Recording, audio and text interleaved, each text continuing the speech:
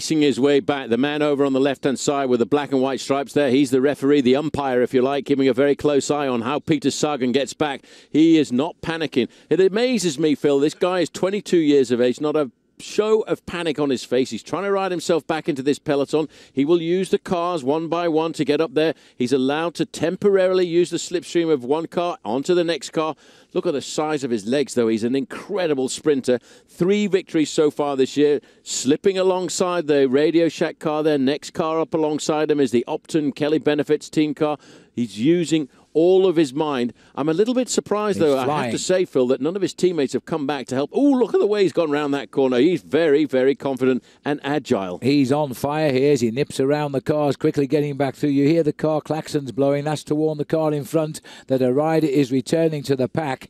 And now look at this here, because the Rabobank boys are having none of this. If Sagan gets back, he'll have to be very special, because they're riding now for Bling Matthews to try and win for them. There are 6 riders from Radio. There we go. There they are. I waited for him, but I'll tell you what, boys, he's coming up much too quickly. He'll wait for them now, and they will do whatever they can to pace him straight back up to the front end of the main field, because they've worked hard to bring back that early morning breakaway. Now, all of a sudden, they've been put into the back foot. They're against the ropes, if you like, in a boxing match. They've got to get him back up to the peloton and then to the front end of the peloton to try and show us why he's one of the fastest men in the world.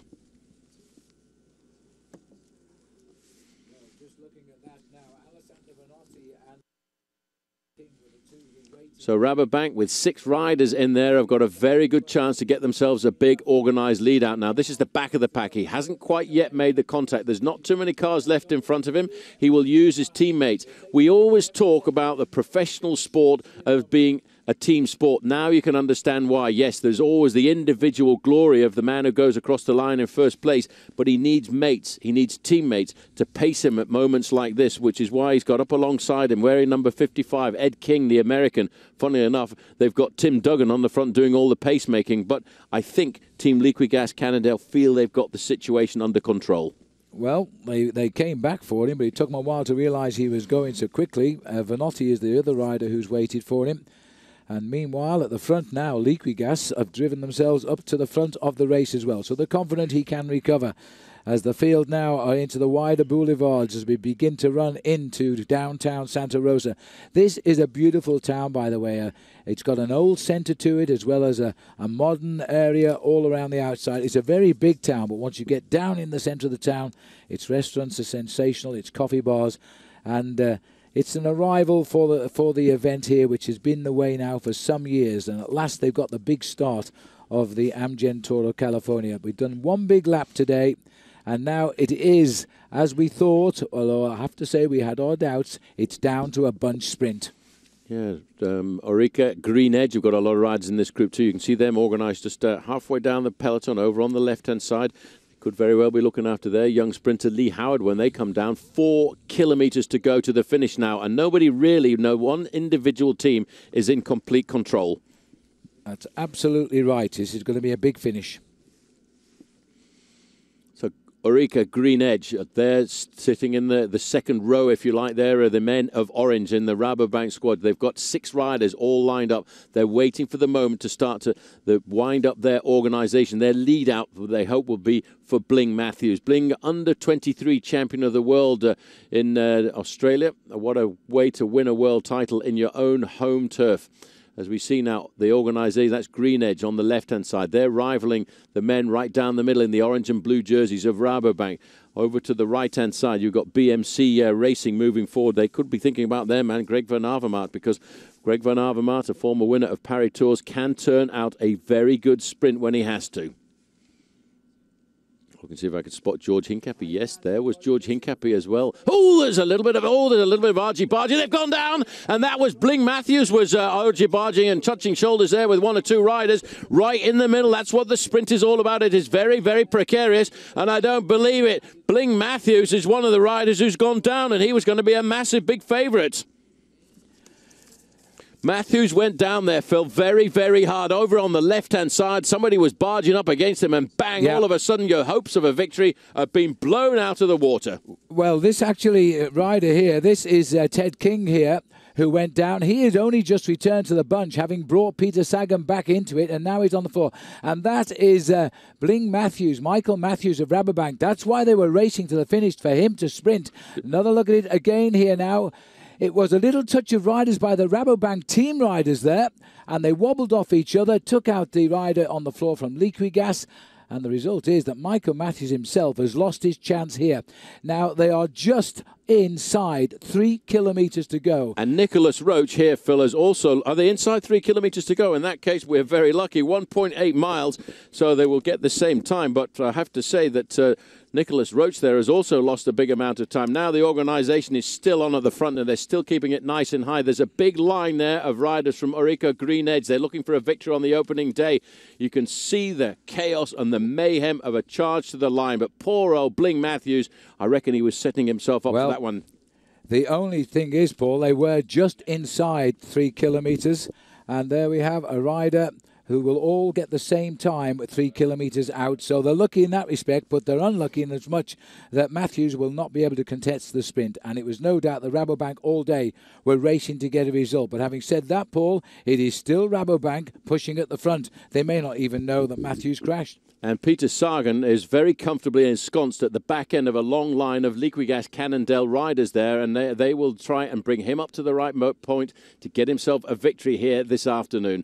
He is sitting there at the tail of his riders. You can just see him. He's got a white jersey with a red and blue band across the middle, champion of Slovakia, waiting for the moment when his team will try and open up the gap in front of him. There is one other potential rider on the Rabobank team who could win this in the sprint, Wilco Kelderman. Don't forget, we go under the 1 kilometre Kenda sign. This is now inside the last 1,000 yards of the race. Just looking down there, it is the Orica Green Edge team who are beginning to apply the tourniquet. Well, they're really lifting it up now. This is the last moment when you've got to really keep the pressure nice and high, take the speed up to around about 30, 40 miles an hour. This guy here from Green Edge is giving it everything he can, but everybody is lined up behind him in 4th, 5th position there. You can see Peter Sagan. He is comfortably in the right position now, and he's getting a good lead out from a teammate. We're underneath the Highway 101. We pop into our vision. Sagan has gone into 2nd place here. The man who punctured only 5 miles out from the finish. And Tom Bonan is up there behind him as we go to the other side of the tunnel. Liquigas boy is running on adrenaline here. He certainly is. You can see the line now. Looked over his shoulder. He's waiting for that last little bit of a kick for the line, but he's right in the middle. As they come up towards the line, Peter Sagan is going to get it. Can you believe that? From a puncture to victory on the day. Bonham was there as well. I'm not surprised that Liquigas boys are saluting this one because they turned a potential disastrous day into a victorious one. And Peter Sagan is the winner today, and he'll pull on the first race leader's Amgen yellow jersey.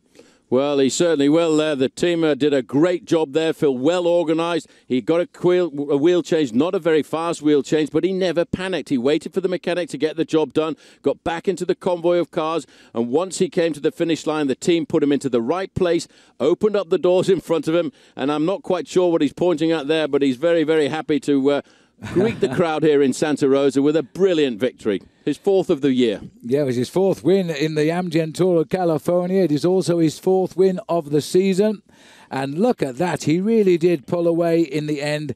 And no challenge at all. And also no sign of Tom Bonan. Graham van Avermaet was trying to get up there because that is Heinrich Hausler with the E on his back for Garmin Barracuda. We've also got, I think that's Freddy Rodriguez on the far left for the Exergy team, and Greg Van Avermaet was the rider in red there for Team BMC. But Peter Sagan really produced the finish.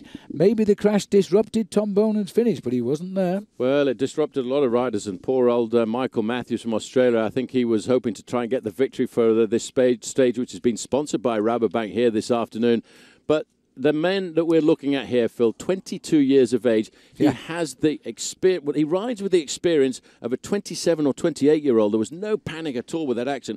If I'd had a flat tire inside of 6 miles to go, I'd be thinking I'd completely lost the race, but he never, ever gave up. No, and he turned professional back in 2009 for a team in Czechoslovakia, or the Czech Republic, Dukla Merida as it was, and quickly Liquigas spotted the talent and took him, and he stayed with them ever since. And he's delivered. I make that his 27th victory since he turned pro back in 2009, and his 4th here in the Amgen Tour of California. extraordinary. He said it. He said it at the team presentation. He hoped he could begin with a win in Santa Rosa. He delivered despite that shock of a flat tyre, just 4 3/4 miles from the finish. Yep, he really is an incredible class act, and I think we'll be talking about this young man, Phil, for a long, long time to come, because you can see the jersey that he wears on his back. He's the champion of Slovakia. He's had such an incredible career, turning professional at just 19 years of age, and now with 27 victories under his belt. He won the National Road Racing Championship title last year, but I tell you what, I was more impressed, I think, with his 3-stage victories in the Tour of Spain and his 12th place overall in the World Road Racing Champions. It won't be long, Phil, before he is the World Road Racing Champion. The amazing thing is, he was actually World Junior Champion in mountain bikes. Yes, also the World Junior Champion in cyclocross as well. And so we're looking out across the hills where they've just come from here. As tomorrow we go up to San Francisco for the start, and then we go south as we head down towards Santa Cruz County. The crowd here have enjoyed this day because this has been an idyllic day to start the Tour. Great conditions for the cycling, and the sun came out at the end as well. And the winner by the champion of his country, the champion of Slovakia, Peter Sagan. He's only 22, and he doesn't have his 23rd birthday until next January. He is an absolutely remarkable rider, and needless to say, Paul, he will lead in the Best Young Rider classification.